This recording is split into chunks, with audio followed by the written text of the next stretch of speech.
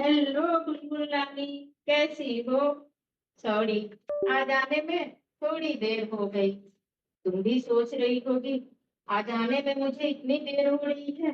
पता नहीं तुम्हें नदी किनारे घुमाने ले भी जाऊंगी कि नहीं। जानती हो, आज हॉस्पिटल में सारे डॉक्टर्स छुट्टी पे थे। हम नर्सों को ही सारा काम करना पड़ा, इसलिए थोड़ी देर हो गई। चलो, हम लोग चलते हैं। आज मैं कपड़े भी नहीं बदलती हूँ, वरना थोड़ी देर और हो जाएगी। चलो। जानती हो बुलबुल, जब मैं ना बहुत छोटी सी थी, तब से अपने पिताजी के साथ नदी के किनारे घूमने आया करती थी। मुझे नदी के पानी की कलकल की आवाजें, आकाश में उड़ते हुए पंछियों के झुंड, डूबता सूरज देखने में बहुत अच्छा लगता है। लो, बातों बातों में तो हम लोग नदी किनारे आ भी गए। कितना अच्छा लग रहा है ना। इतनी रौनक है, कितने सारे लोग यहाँ टहल रहे हैं, इतने सारे बच्चे खेल रहे हैं। वो देखो, वो बच्चे तुम्हें देखकर हाथ हिला रहे हैं। अरे, वो बच्चा तो दौड़ता दौड़ता हमारी ही तरफ आ रहा है। Hello aunty. हाय बच्चे। आंटी, आप अपने हाथों में ये प्यारी सी बर्ड लेकर क्यों घूम रही हो? जानते हो बच्चे, ये बर्ड ना मुझे नदी के किनारे घायल पड़ी मिली थी। मैं इसे अपने घर ले गई, इसकी मरहम पट्टी की और इसको अपने साथ रखी हूँ। जब ये पूरी तरह से ठीक हो जाएगी ना, तो इसे लाकर पास वाले जंगल में छोड़ दूंगी। मुझे जितने भी यहाँ घायल पड़े जानवर, छोटे छोटे एनिमल, सब पंछी मिलते हैं ना, मैं सबको अपने घर ले जाती, उनकी मरहम पट्टी करती हूँ। और जब वो पूरी तरह से ठीक हो जाते हैं, लाकर उन्हें पास वाले जंगल में छोड़ देती हूँ। आंटी, आप बहुत अच्छा काम कर रहे हो। मुझे उन एनिमल्स के बारे में ढेर सारी बातें सुननी है, पर आज नहीं। आज देर हो रही है ना, मम्मी घर जाने को बोल रही है। फिर कभी। बाय आंटी। बाय बच्चा। बाय। चलो बुलबुल, अब हम लोग थोड़ी देर बैठकर नदी के किनारे का आनंद लेते हैं। अरे, वो देखो, वो मछली इतनी क्यों उछल रही है? लग रहा है किसी प्लास्टिक में फंस गई है।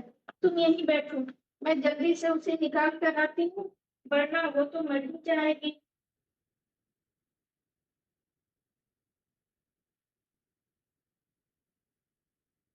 देख रही हो बुलबुल, ये इंसान भी ना नदी के किनारे घूमने आते हैं, स्वच्छ वातावरण का आनंद लेने, स्वास्थ्य लाभ लेने के लिए। लेकिन कितना बचा खुचा खाना, पॉलीथीन सब नदी के किनारे फेंक देते हैं।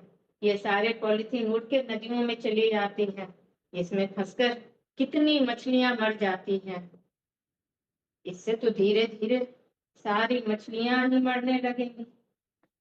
अरे, वो देखो, किनारे किनारे अब तो सफेद झाग दिख रहे हैं। लगता है लोग इसमें बायो कचरा और रसायन का अवशेष भी डालने लगे हैं। इससे तो धीरे धीरे सारा पानी ही जहरीला हो जाएगा। जहरीले पानियों में तो सारी मछलियां मर जाएंगी।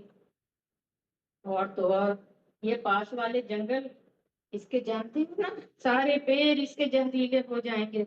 इसमें जितने फल आएंगे, उन फलों को खाकर सब पंछी और जो फल खाने वाले जानवर हैं, वो तो बेचारे मर ही जाएंगे। फिर धीरे धीरे जंगल सूखने लगेंगे।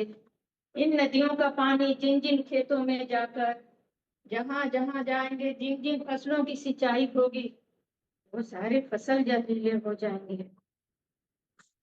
ये इंसान भी ना, जानती हो, जहरीले फसलों को खाकर तो हमारे बच्चे बचपन से ही गंभीर बीमारियों के शिकार हो जाएंगे। उनका सारा बचपन अपनी बीमारियों से जूझने में ही चला जाएगा। भला स्वस्थ शरीर, अल्प विकसित मस्तिष्क, स्वस्थ समाज और स्वस्थ स्वस्थ समस्त सब देश का विकास कैसे कर पाएंगे? हमारे बच्चों को तो ये भी नहीं विश्वास होगा कभी कि धरती पे इतने घने घने हरे जंगल रहा करते थे, इतनी चौड़ी चौड़ी नदियां और उनमें शुद्ध जल बहा करती थी।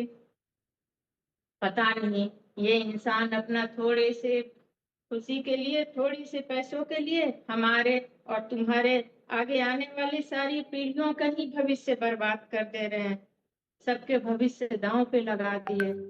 पता नहीं इन्हें समझ कब आएगी। कुछ तो सोचना पड़ेगा। चलो, हम लोग ही शुरुआत करते हैं कुछ सोचने से।